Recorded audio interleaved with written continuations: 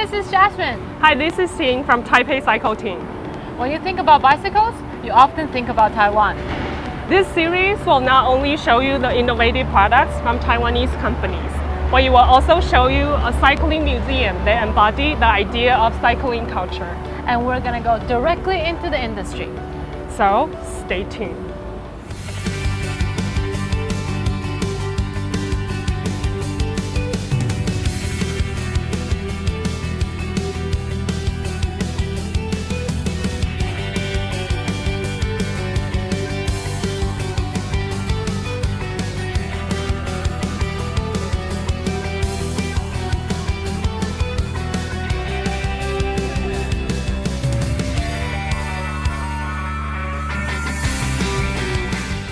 On our first stop, we are here at the global high-end e-bike, Merida.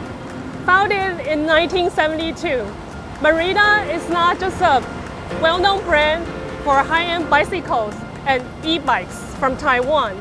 It is also an excellent bicycle manufacturer. Merida has been ranked as the best Taiwan global brand, top 20 for many years. It is our honor to have Mr. William Jin, the Senior Vice President of Merida today. He will tell us about the latest innovation from Merida. Let's welcome Mr. William Jin. Yes, it has been my honor to introduce this very unique state-of-the-art product. I think we have this eONE-SIXTY available since 3 years ago. And the model name called eONE-SIXTY. E stands for electronic. 160 is the travel distance of the rear shock from here all the way up to here. So it's 160. And normally this is a very aggressive bike for people go up or go down here. And now we have electronic rise. That means you can go up and down much more easily. Yes. Because with the power assistance from the batteries and from the engine. We know there are a lot of e-bikes, but Yeah. what makes this one so special from other e-bikes in the market?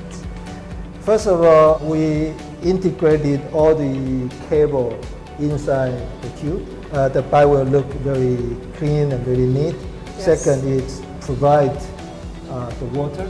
Yes. It's kind of waterproof, and also it's kind of dust-proof because when you ride off-road, the dirt will go up and by the wheel.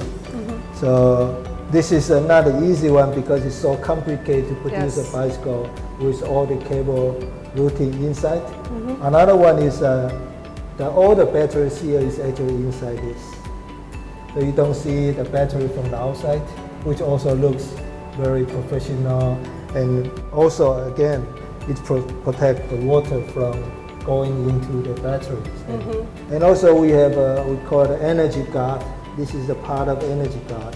And actually there's a hole inside this. We put the cable and battery inside this. It's much better than iPhone because with iPhone you cannot replace batteries. Yes. But with our bike, you simply take off this guard, then you can remove the battery. You can take it back and charge the battery at home. And recently, because the longer distance of the travel is getting popular. Yes. So actually some people carry a spare battery Wow. in a backpack. So it has to be very easy to replace a spare battery because you can maybe ride for more than 100K per day, then you need a second battery. That's why we have this design.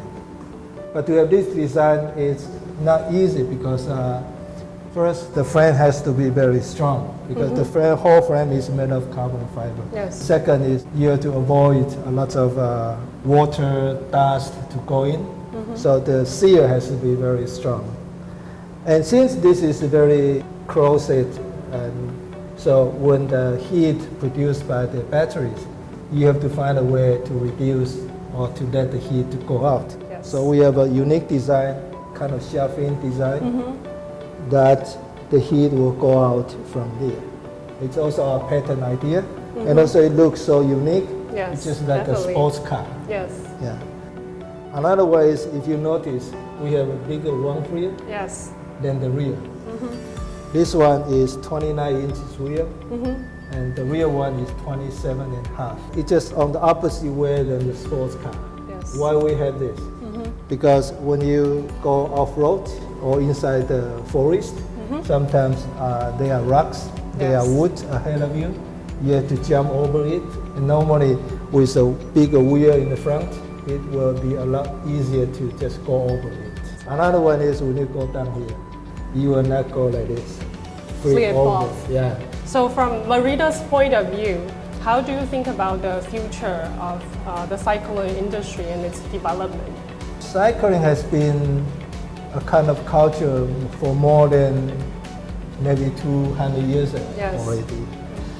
So actually already a lot of European countries are encouraging people to use bicycles for commuting and for sports. Definitely. And lately, especially after the COVID-19.